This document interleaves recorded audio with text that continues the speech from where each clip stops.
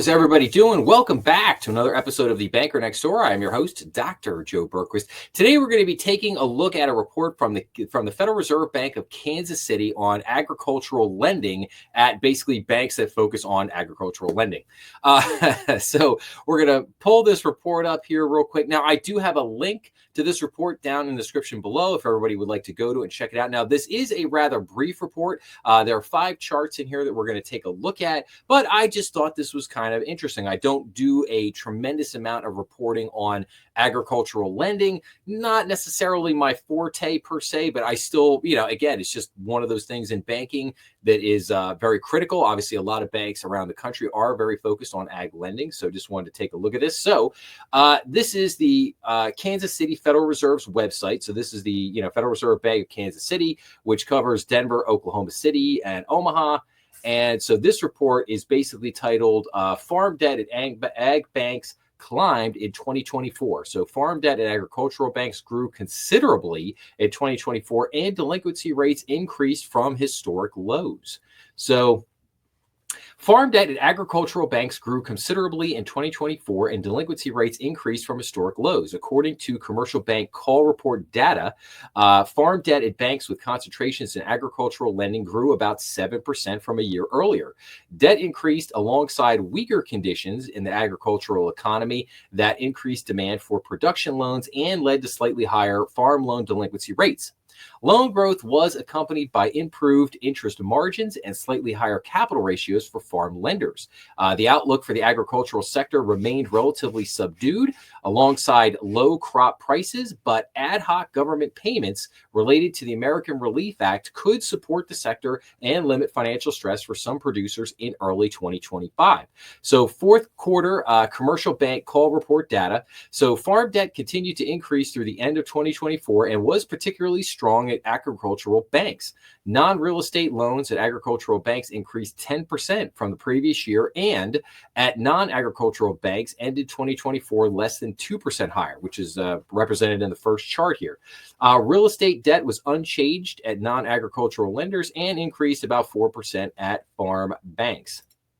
So let's look at chart number 1 here. So farm debt outstanding at commercial banks. So non-real estate, we can see here we have agricultural banks and non-agricultural banks. And basically we saw this come down from 23 to 24, but the percentage change from a previous year, again, basically trending downward here between agricultural banks and non-agricultural banks. So now let's continue on here, though.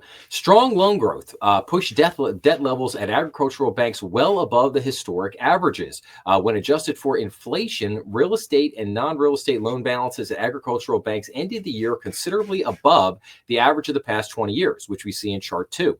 Production loans at non-agricultural lenders were largely flat and remained well below average, while real estate debt among those banks dropped to the lowest level since 2012. So chart number 2 here is the balance of farm debt outstanding in the fourth quarter. So non-real estate, and again, we see agricultural banks versus non-agricultural banks. So the non-ag banks really coming down since 2018, and agricultural banks really going up over, when looking at the 20-year average here. So, and then as far as real estate goes, we have, again, ag banks versus non-ag banks.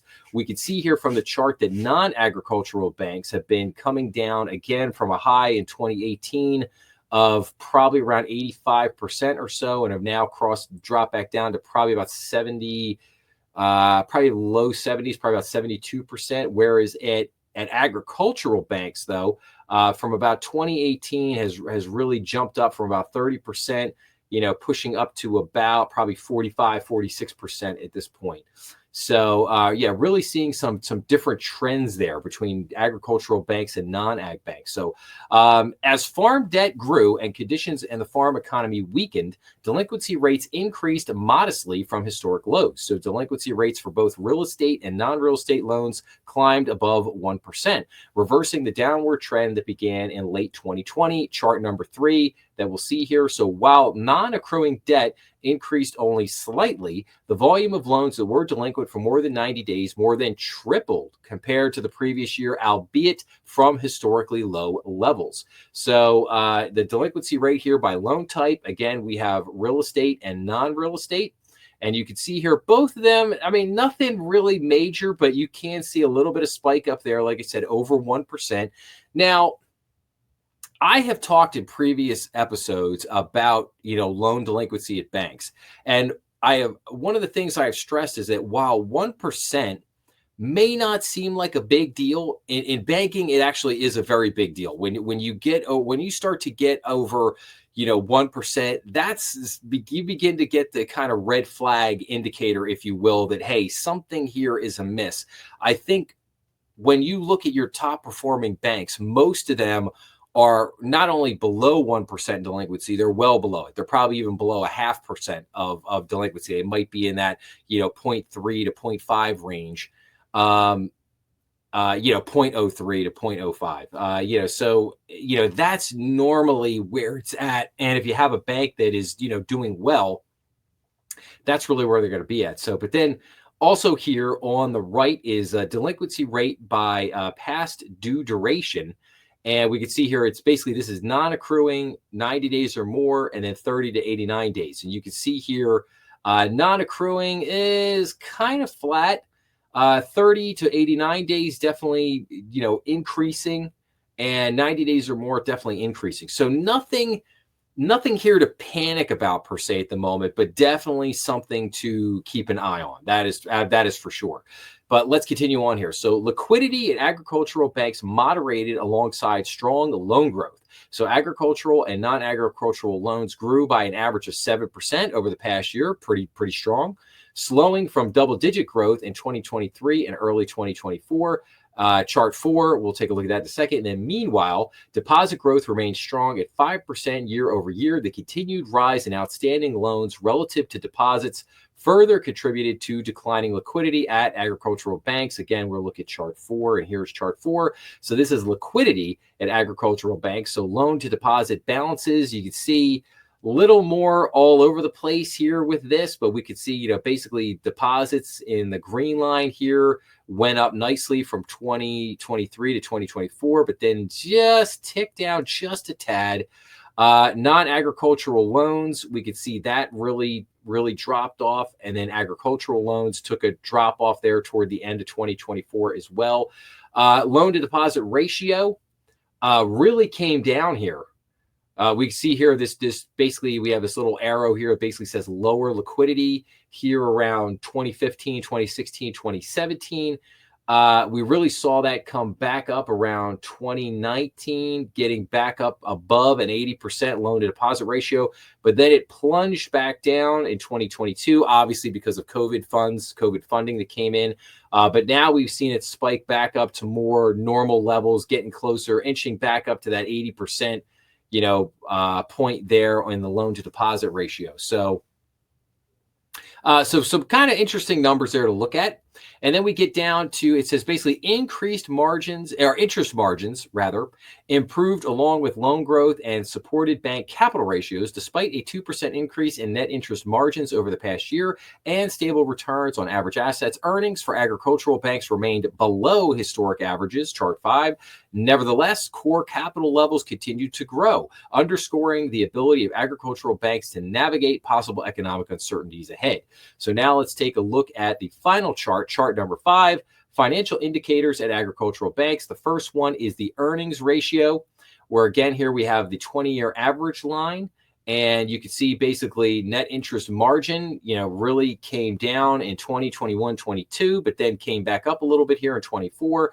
And then return on average assets has been, coming down the last couple of years. It was up at probably about 1.3%. Now it's probably back down to, still above 1%, but still good. As long as return on average assets is over 1%, still pretty good there. Nothing wrong there. Net interest margin actually absolutely going up a little bit because obviously we saw that increase in interest rates, which helped out a little bit there. And then on the other chart here, we have the tier one leverage capital ratio.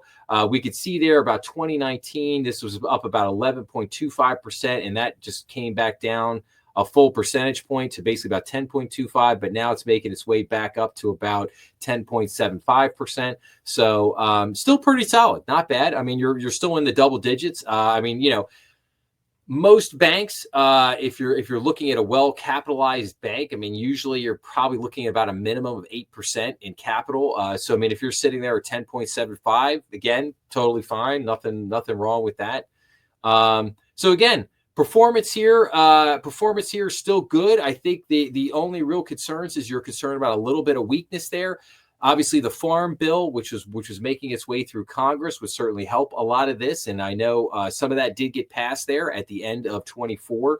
How quickly that is, kind of coming into play and helping, how quickly that's helping the farmers, I'm not sure. We'll have to probably wait until we get some first and second quarter numbers for this year, for 2025, to see what the ultimate effect there is and how much it may be helping the farmers and the ag banks, but we'll see. But again, the thing to keep an eye on here again was the delinquency. That delinquency is just charting up a little bit, and definitely want to keep an eye on that. But overall, like, not too bad. I mean, decent year in 2025 for loan growth, and obviously the ratios there at some of these banks still hanging strong as far as their loan to deposits, not terrible, it hovering around 80%. Capital ratios good. Net interest margin ticking up a little bit. So again, nothing really too bad. But again, just thought this was interesting because I don't do a whole lot of reporting on ag lending. I think I've done maybe one episode just talking a little bit about ag lending in the past, but like I said, so just thought I would cover this, something different for today. A little report from the Kansas City Fed. But if you want to check it out, link below. Kansas City Fed, like all the other Fed banks, does do some interesting research on different topics and different things. So definitely a good place to go check out if you're looking to learn a little bit more about this topic. So, but with that, I will wrap up by saying thank you so much for watching. Please make sure to like, share, and subscribe, as that always helps the channel. Remember, we are on YouTube, Rumble, and all major podcast platforms. Please be sure to leave your comments down below, as I always love getting back to everybody. And as always, make sure to check out some of the other content on the channel. Have a great day out there, and I hope to see everybody again real soon.